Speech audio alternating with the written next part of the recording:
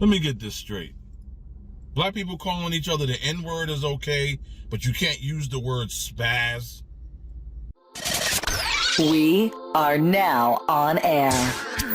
Time for a total takeover. It's finally here. Welcome to a new episode. It's about to go down. Greetings and salutations. Good morning. God bless you and yours. Is yours truly, Dan Adams, a.k.a. the Soulful Conservative, the DA, and the Prosecutor.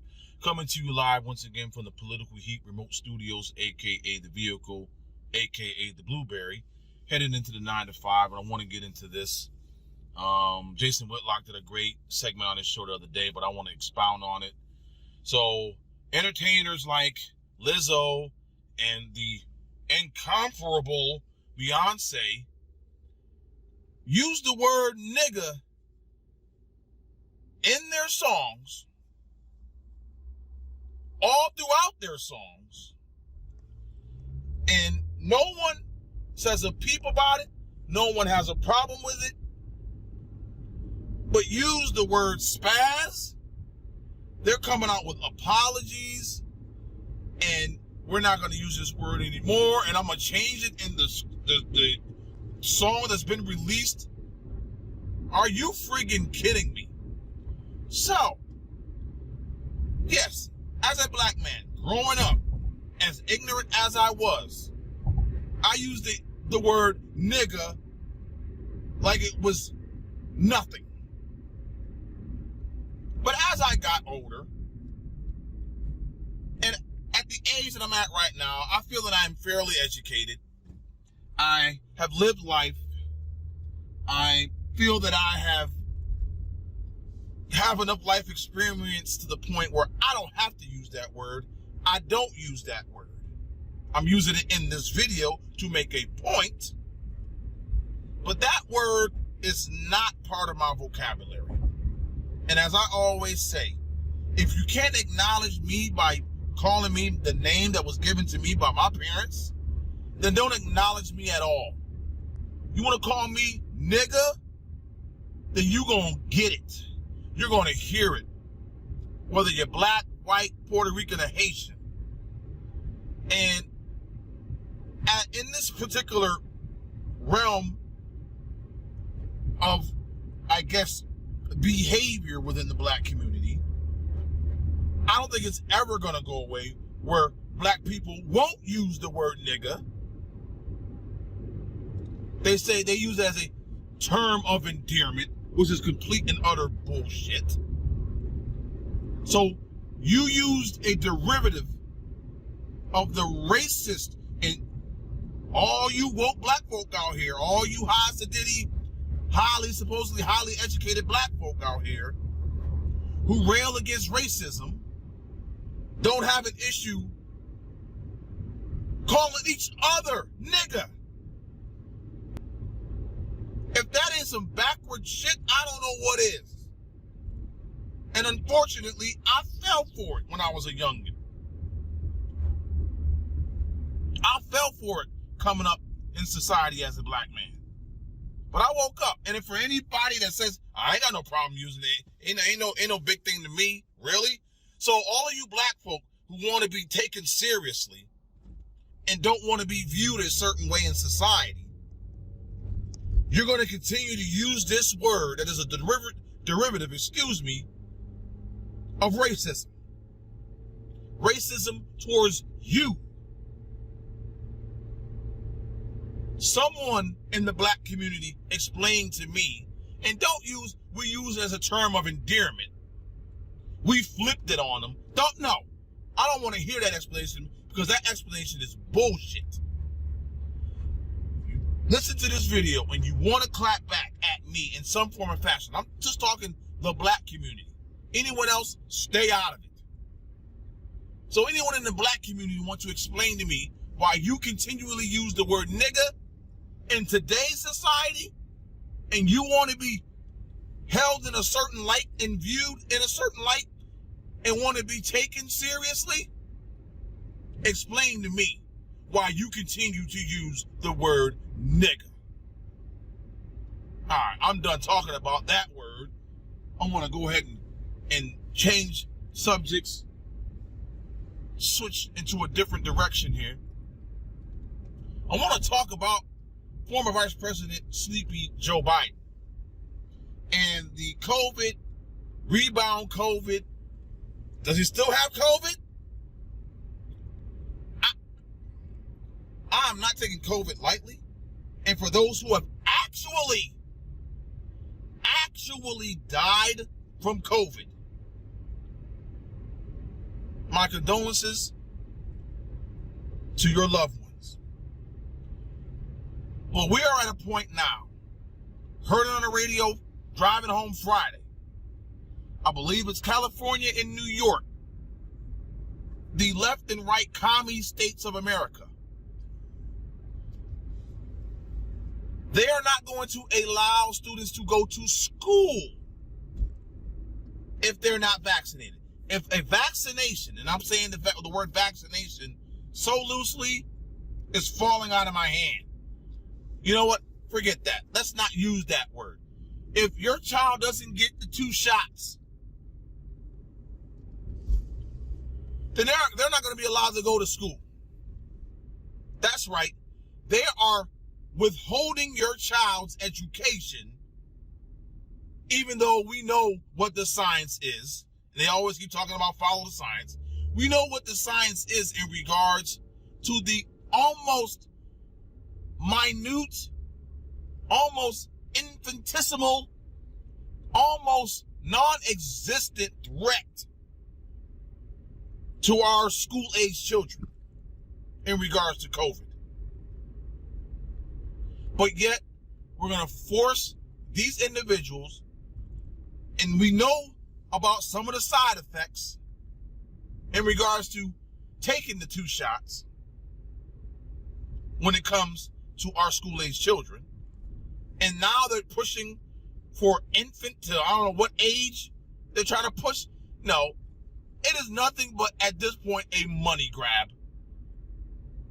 from the pharmaceutical companies. We know this now, at this point, when we have so many therapeutics out there that can combat COVID. Okay? So, anyone out there who is saying, oh, we got to keep on top of these shots in order to keep COVID at bay. COVID is here to stay, ladies and gentlemen. And for anyone out here, and I don't mean to make a tangent here, go on a tangent, but did you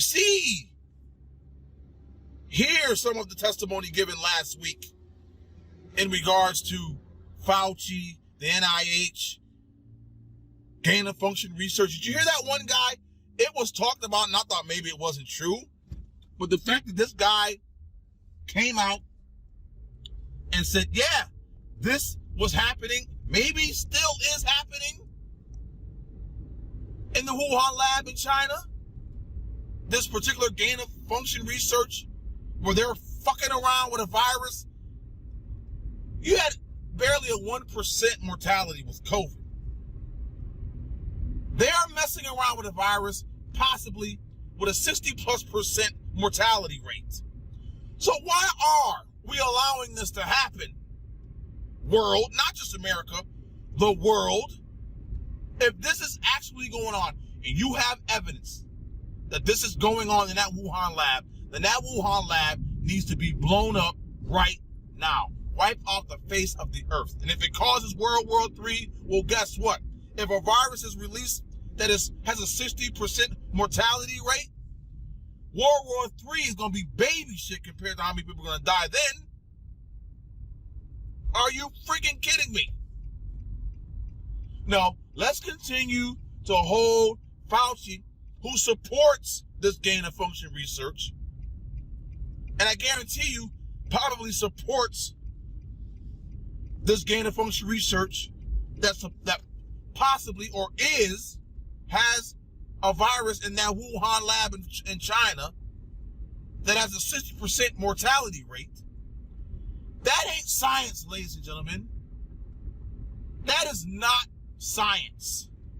When you're manipulating, concocting, changing genetic sequences and things of that like in ilk, to make a virus. Make, not something out of whole cloth, not something that it is naturally, somehow, some way was created. No, these folk are manipulating viruses, and supposedly a virus with a 60% mortality rate. No one's talking about that. That guy said that. The people in that room, a pin could have dropped in that room. But is anyone talking about it today? No. So when it does happen, unfortunately, I have to say the word when, because no one's doing anything about it. So when that virus is released and we're falling off the face of the earth at a 60% clip, don't say I didn't warn you. This no-name black guy living in Pittsburgh, Pennsylvania, made it a point on this particular show. Spread it out. Let everyone know that the Wuhan lab in China that released COVID supposedly has a virus with a 60% mortality rate. I'm done for today. I've said my piece. Peace. 7 Nobel laureates in the economy, on the economists, and the economics, I should say. If you look at our new poll, I mean, he's getting credit for almost nothing. He's on a roll. I mean, there's no question that Joe Biden is on a roll legislatively, on the national security front, but he's getting no credit for it. And look, inflation is, still a factor. Gas prices are actually coming down and have been coming down for almost 2 months. The unemployment numbers are remarkable. Not only the unemployment numbers, but wage growth continues to rise. It's just not keeping pace with inflation. It's an inside Washington role, George. Well, I think that's an inside Washington role. Like, they won on the Inflation Reduction Act, which is a ridiculous name, as you pointed out in the interview, but they won on that. They got Democrats to actually vote for a Democrat bill. What are we going to do? Like, drop the confetti at the White House? I mean, this is ridiculous. It's an inside Washington role. The people in the rest of the country are saying, wait a second, I'm still paying much more for gas than I should. I'm still paying much more to cool my house. I can't get groceries on the table, and I'm worried about the future. So the president talked about creating 613,000 manufacturing jobs since February of 2020, but only 41,000 of those have actually been created. The rest have been added back. So is that misleading the American public? No, we don't think so. I mean, I just talked about this. If you think about, when we talk about U.S. manufacturing is back, it's still the fastest recovery that we have seen since 1950. That matters. Why is the president bragging today about gas prices? Because it's gone down. It's still $1.72 higher than when he took office. It has come down in a way that we haven't seen its trajectory coming down in over a decade. Still and over it is $4 a gallon, though. Is that good?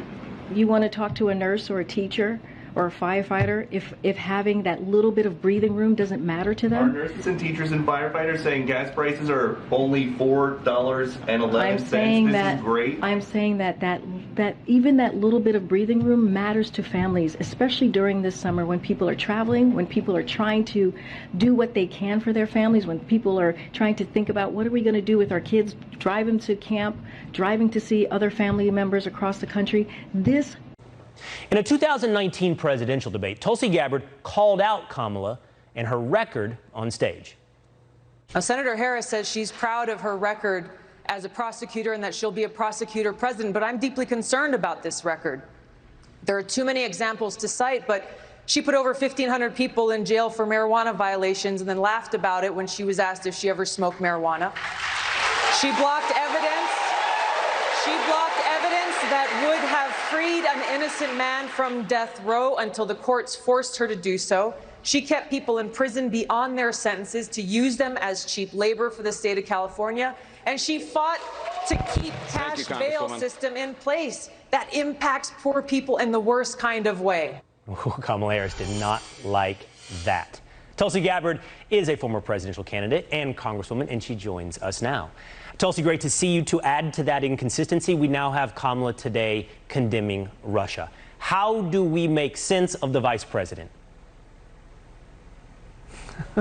That's a great question, Will. Another note of hypocrisy coming from Kamala Harris and this administration is, as you mentioned, how during her illustrious record as Attorney General in California, you gave some of those examples, she kept prisoners in prison longer than their sentences to use them as free slave labor. Yet at the same time, these very same people are condemning other countries for doing the exact same thing. It doesn't make any sense. The thing that struck me when I saw Kamala Harris's tweet and her statement expressing this outrage about Brittany Griner, first of all, let me say, I don't think anybody anywhere in the world should be imprisoned for marijuana possession, period, full stop. When you look at Kamala Harris's statement on Twitter, she's expressing this outrage about Brittany Griner. My question for her and the Biden administration is, where is your outrage for your fellow Americans who are sitting in prison today here in the United States of America because of minor marijuana violations? How come you are not fighting as hard for them to be returned home and reunited with their families as you are for Brittany Griner? And to me, the message to the American people through their actions is loud and clear, is that if you are rich and powerful or famous, then you will get special treatment from this administration. If you are not, we don't care about you and we're going to let you sit there and rot in jail. Tulsi, do you think that's what it is? It's simply sheer, unadulterated elitism?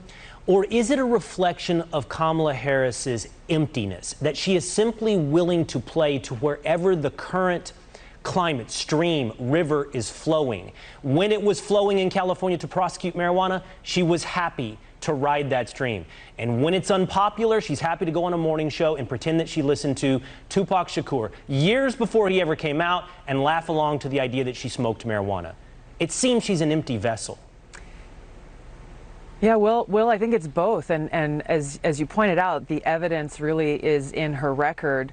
Not only on this issue, but I know there are a lot of examples on other issues where, unfortunately, like too many politicians, it seems like she puts her finger to the wind and decides what things she's supposed to be angry about on any given day. And then if it becomes politically inconvenient or damaging, then she'll switch the other way. We saw this, I know healthcare was one issue during the presidential campaign. On Monday, Tuesday, Wednesday, and Thursday, she gave almost opposing answers on that issue, leaving even the mainstream media, like I know the New York Times, saying, well, what do you actually, where do you stand on healthcare?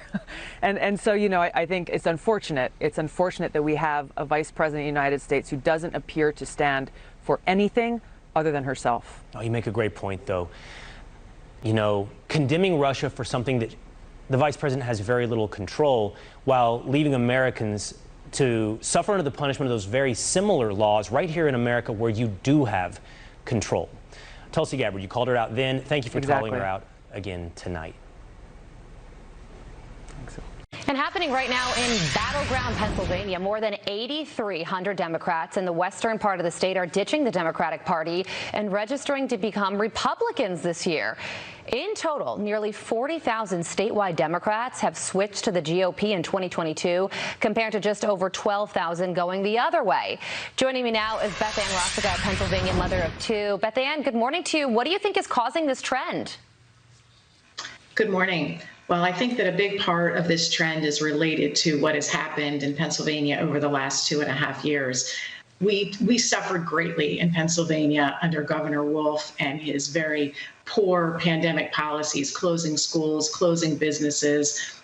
It's been a very tough 2.5 years for many, many families in Pennsylvania. So you think that the core of this issue, with more Republicans switching to the GOP than more Democrats switching to the Republican Party than reverse, is the economy?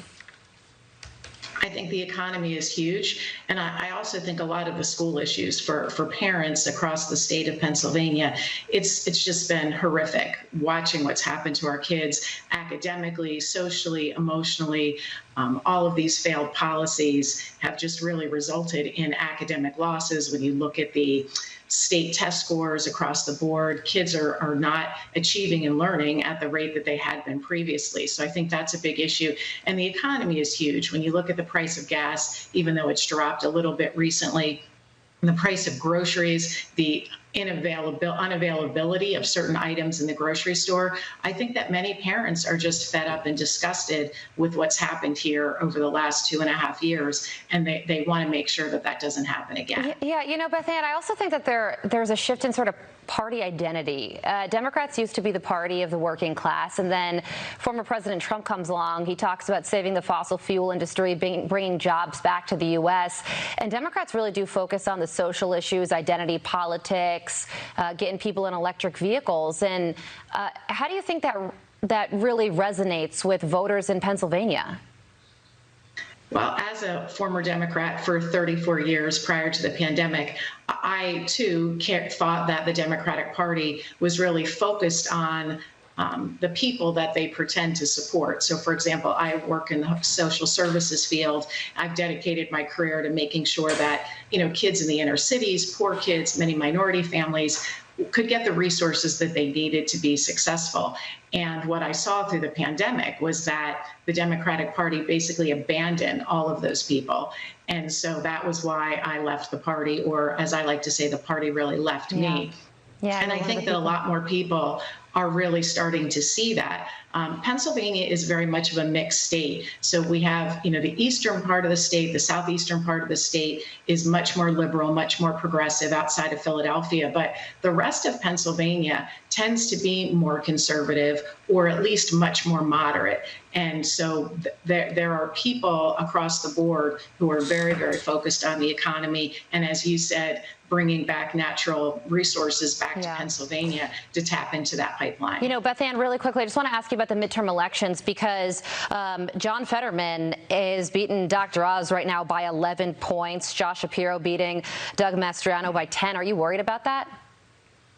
Well, I think that it's early and it's hard to say. And I think that part of the problem in Pennsylvania is that we have two very polarizing campaigns. That the Democrats are on one very far extreme, and the Republican candidates, particularly Doug Mastriano, is very far on that side of the extreme. And I think that a lot of people in Pennsylvania are looking for a middle-of-the-road moderate approach. And right now, we don't really have any great candidates who represent the middle and what I think appeals to regular Pennsylvanians, and I think that is going to be the challenge. Beth Ann Rossica, thank you so much for joining us this morning. Very interesting topic. We appreciate it. House Speaker Nancy Pelosi's husband, Paul, may be in more trouble. A police group is weighing revoking his membership following reports that he flashed a membership card during his DUI arrest in May. Court documents claim that Mr. Pelosi handed officers his driver's license along with his $11.99 California Highway Patrol Foundation membership card when they asked for his ID, possibly looking for preferential treatment. Now, the code of that CHP Foundation strictly prohibits such use of their card, and now that group is reviewing the matter. Kennedy, that's a real tenet, that's a real important aspect of people who support law enforcement, that it's not supposed to be a quid pro quo, it's not supposed to be for preferential treatment, as their code specifically says, or any type of getting out of something, especially as serious as a DUI. Yes, and law enforcement officers, they do not take kindly to people who are driving under the influence. And that is one of the areas, like, speeding, if you're going 10 miles over the speed limit, you get pulled over, maybe they'll give you a little bit of a lecture instead of a ticket. But here, when you're putting people's lives at risk, absolutely not. But it makes you wonder, how many times has Paul Pelosi done that very thing? Yeah. How many times has he used his privilege in order to get out of a jam like this? Yes. That's such a great point. And there are also reports, Gianno, that there was a 2-hour time lapse now between that arrest and actually getting his BAC level. And I think ultimately it doesn't quite matter, you could argue, because he was still above the legal limit. He is still hopefully going to face consequences. How much more was he previously? And there's a rumor out that he was so drunk that he handed him his Medicare Part D card instead of his driver's. I just made that rumor. I was like, what? Okay, that's a rumor, everyone. That's a rumor. Yeah, that's a rumor. That's a rumor. Not true, not true. But no, I wonder, how often has he used his privilege as Nancy Pelosi's husband to get out of things? Good point. And you mean like when he bought those stocks for Chip computer chips, right? He's enriched themselves from her position is what it looks like to many people. Yeah. The consideration, though, with him is seemed like it was political from the very beginning. Are we going to charge him? Are we not going to charge him? It was something. Yeah, we don't know what we're going to do, and then you're riding around with him for 2 hours. So, I mean, he did get some privilege, even though he was charged, and that's a problem. Yeah, and that sort of speaks to Harris, like all of those layers, the wealth and the connection and who his wife is, et cetera. And they're vineyard owners there. It's a smaller community. That's the other thing. There's a lot of tourism, but there's a smaller amount of locals. So who knows the kind of influence he could try to exert. Oh, I can imagine. I can just imagine. And I don't know that it necessarily had to come from her. I mean, they've got a ton of cash. Yeah. He's used to getting what he wants. Otherwise, why didn't he just I know. Yeah, totally. He's smart. Why doesn't he have a private driver? I mean, you would... Look, the reports are that he was slurring his words, that there were other things going on with him. The fact that that picture looks the way it does 2 hours later, what hot mess was behind the wheel that could have killed somebody? Great point. Including himself. Point. I mean, how much worse could it have been? And the other thing, too, I mean, why have we also not seen the law applied to him the way that it applies to all of us? Like, okay, all privilege aside, we're all watching now. We can all see you. We all see your underwear above the rim of your pants. You look ridiculous. Yes. Right? Where's the law? Archie Bunker. I'm sorry, that the image. The image great visual. Yeah, exactly. But that's right, Kaylee. We want accountability, and there in that county, actually, Napa County is among the top 5 in California for DUI arrests. It also has a higher conviction rate. So over 80% of every DUI arrest there in that county results in a conviction, much higher than the California state average. My point is, as we see this case unfold, if he isn't convicted for that, if it's reduced, there's a 9% amount of people that get it reduced to wet and reckless, right? And that 20% that get off. So he would be in the vast minority. That was my nickname in high school. Vast minority? The other one.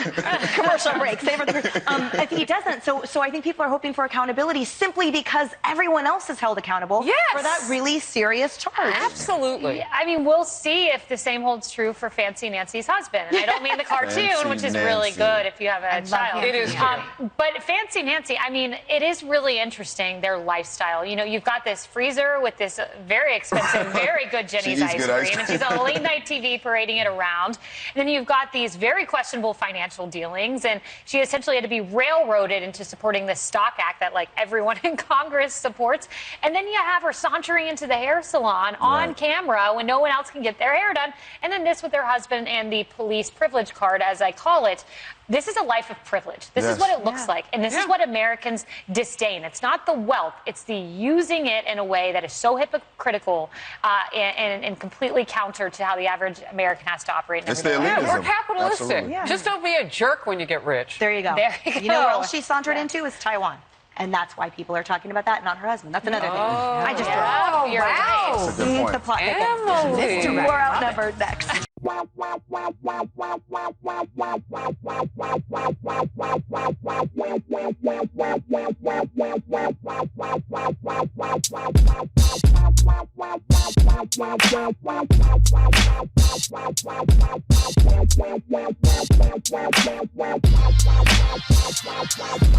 Never satisfied with keeping it real. I'd rather be the truth, genuine we feel. What doesn't kill you makes you stronger. I can't wait any longer. Some say I did it again. I just invented a trend that your eyes can't see. But this is where I'll be. La, la, la, la, la, la, la, la, la, la. La la la la la la la la.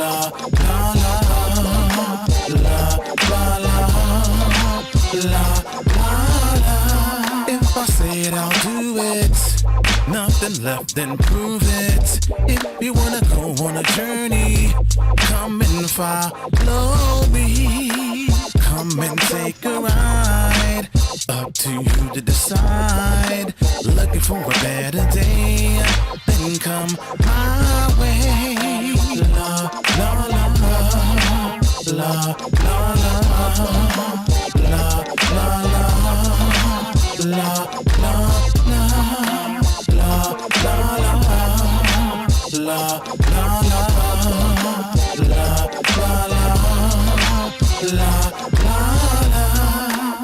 If you wanna get away, there's nothing left to say. Let's get out of here in the atmosphere. Time for you to control what's released from your soul. Now we're on a roll. La la la la la la la la la la la la la la